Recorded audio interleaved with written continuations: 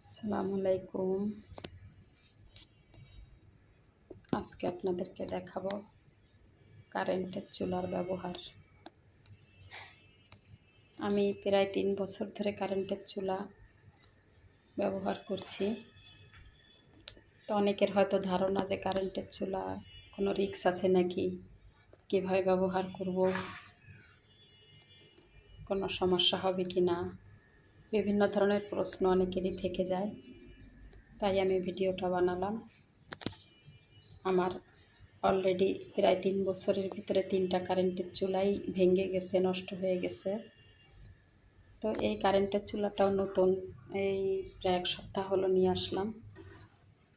4000 টাকা দাম নিয়েছে, বাইতুল মোকাররম থেকে নিয়েছি। এটা হচ্ছে ইনভার্টার, যে লেখা ইনভার্টার। ইনভার্টার যেটা লেখা থাকে ওটাতে বিদ্যুৎ বিল কম আসে। আর এটাতে সব ধরনের পাতিল বসানো যাবে। তবে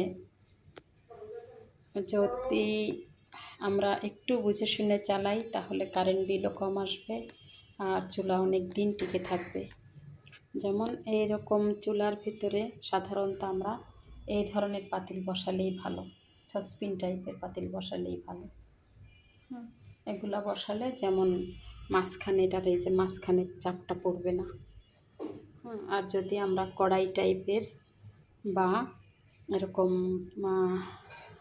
কড়াই টাইপের বা পাতিল টাইপের যেগুলো এরকম যদি এখানে বসাই তাহলে পুরাপুরি চাপটা মাঝখানের ভিতর পড়ে যাবে। এর জন্য আমরা এরকম টাইপের পাতিল বসাবো। তাহলে পুরাটা চুলাটা আমি একটু জ্বালিয়ে দিই। এই যে এখানে সুইচটা এই যে জ্বালিয়ে দিলাম চুলাটা। এখন এটা পুরাপুরি অন হয় নাই, এখন আমি এখান থেকে অন করব।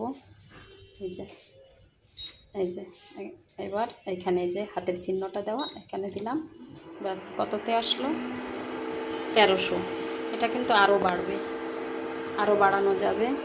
এই যে এটাতে যখন আমি করব তখন এই যে এবার কত হলো 1600, আবার দিলাম 1900, আবার দিলাম 2200, ব্যাস 2200, সর্বোচ্চ 2200 পর্যন্ত যাবে।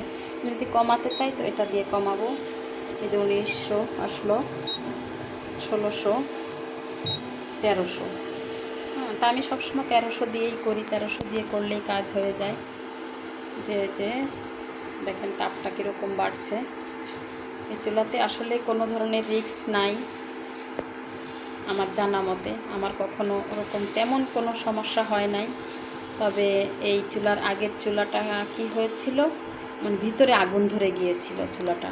এমনি তো সঙ্গে সঙ্গে আমরা চুলা সুইচ অফ করে দিয়েছিলাম, তো আর তেমন কোনো সমস্যা হয় নাই। তো এই চুলাগুলাতে আমরা এরকমভাবে এই ধরনের পাতিল আমরা বসাতে পারি। এই ধরনের পাতিল দিলে চুলাগুলি একদম মানে মাঝখানে চাপটা পড়বে না। আর একটা জিনিস আমাদের খেয়াল রাখতে হবে যে চুলাটা যখন গরম থাকবে তখন তখন ভিজা পাতিলটা না দিলেই ভালো। কারণ এটা তো গ্লাস যখন গরম থাকে তখন যখন ঠান্ডা পাতিলটা, ঠান্ডা কোনো কিছু দেওয়া হয়, ঠান্ডা পানি পড়বে, তখন কিন্তু গ্লাসটা ফেটে যাওয়ার একটা ভয় থাকে। যদিও এটা অনেক ভারী গ্লাস, তাৎক্ষণিক ফাটবে না, তবে যখন এটা 1 বছর পার হয়ে যাবে, যখন এটার মেয়াদ শেষ হয়ে যাবে, তখন হতে পারে যে পানি পড়লে এটা ফেটে যেতে পারে। আমারও এরকম হয়েছে। তো এর জন্য যখন আমার চুলাটা ঠান্ডা থাকবে তখন আমি ভিজা পাতিল দিতে পারবো, কিন্তু যখন আমার চুলাটা গরম থাকবে তখন আমার পাতিলটা একটু মুছে শুকনা করে দিলেই ভালো। তাহলে আমার চুলাটা অনেক দিন টেকসই হবে। তো আমি পাতিলে আলু সিদ্ধ বসিয়ে দিয়েছি, কেননা আজকে আমরা খিচুড়ি খাবো। খিচুড়িতে তো কয়েক রকমের ভর্তা লাগে, তার জন্য আমি আলু সিদ্ধটা বসিয়ে দিয়েছি। এটাতে সব ধরনের পাতিল, সব ধরনের জিনিসই এখানে বসানো যাবে। কিছু কিছু চুলা আছে সব ধরনের পাতিল বসানো যায় না, তাই দোকানে জিজ্ঞেস করেই কিনতে হয় যে সব ধরনের পাতিল বসানো যাবে কি না। সব ধরনের পাতিল বসানো যেটা যায় ওটাই ইউজ করে আরাম। তা না হলে নির্দিষ্ট কোনো পাতিল বসাতে গেলে হয় কি, ওটাতে রান্না করে করে ঢেলে অন্যটা ঢেলে ওটা ধুইতে হয়, আবার সেটা আবার বসাতে হয়, এটা একটু সমস্যা হয়ে যায়। আর সব ধরনের পাতিল বসানো গেলে কি, আমি একটা পাতিল, আমি একটা ভাত রেডি করে রাখলাম, একটা তরকারি রেডি করে রাখলাম, একটা সবজি রেডি করে রাখলাম, সব কিছু একটার পর একটা আমি চুলা গরম থাকতে থাকতে একটার পর একটা আমি বসিয়ে দিলাম। হ্যাঁ, এতে করে বিদ্যুৎও সাশ্রয় হয়। হ্যাঁ, তো এইভাবে এই চুলাগুলি আসলে ব্যবহার করা তেমন কোনো রিস্ক আমি মনে করি না। আমার এখন পর্যন্ত কোনো সমস্যা হয় নাই, তো এর জন্য আমি এরকম রিস্ক মনে করি। অনেকে মনে করে যে পানি পড়লে কি চুলায় কোনো কারেন্ট হয়ে যাবে নাকি, না না, এরকম ব্যাপারটা এরকম না। পানি পড়লে এটা কারেন্ট হবে না, কোনো কিছুই হবে না। তবে পানি মানে গরম চুলার ভিতরে ঠান্ডা ভিজা পাতিল না দেওয়াটাই ভালো, কারণ কাজ যখন গরম হয়ে যায় তখন সেটাতে ঠান্ডা পানি পড়লে এটা কাজটা ফেটে যাওয়ার একটু ভয় থাকে। তবে নতুন নতুন ফাটবে না, যখন এটা পুরান হয়ে যাবে। সব কিছুর তো একটা আছে, ভ্যালু ডেট আছে, তো ওটার যখন একটা ভ্যালু ডেটটা 1 বছর পার হয়ে গেল, তখন হয়তো এটার একটা মেয়াদটা হয়তো ওয়ারেন্টি শেষ হয়ে যাচ্ছে, তখন আমার হয়তো ক্ষতিটা হতে পারে। এর জন্য আমরা একটু সাবধানতার সাথে ব্যবহার করব।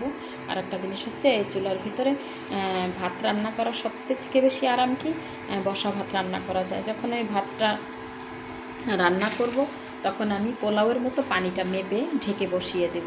আর যখন ভাতটা বলক আসবে তখন আমি চুলাটা একেবারেই নিভিয়ে দেব, ঢাকনাটা উঠাবো না। একবারে ভাতটা খুব সুন্দরভাবে হয়ে থাকবে, একেবারেই কম খরচ হবে। তো আবার পোলাও রান্না করতে এটাতে খুবই আরাম। যেমন যখন আমরা পোলাওটা দমে দেই তখন এটা একেবারে কমিয়ে 200-তে দিতে পারি, যেভাবে আমি 200-তে দিয়ে দিতে পারবো।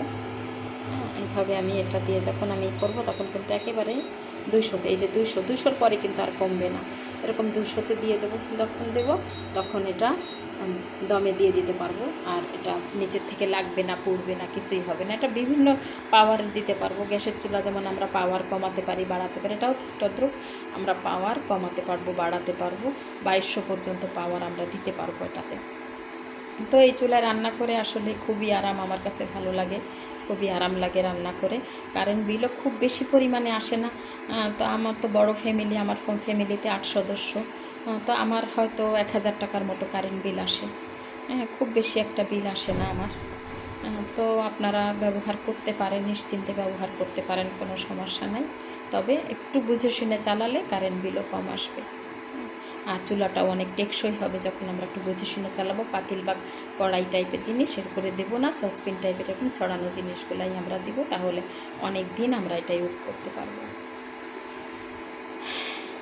আসসালামু আলাইকুম।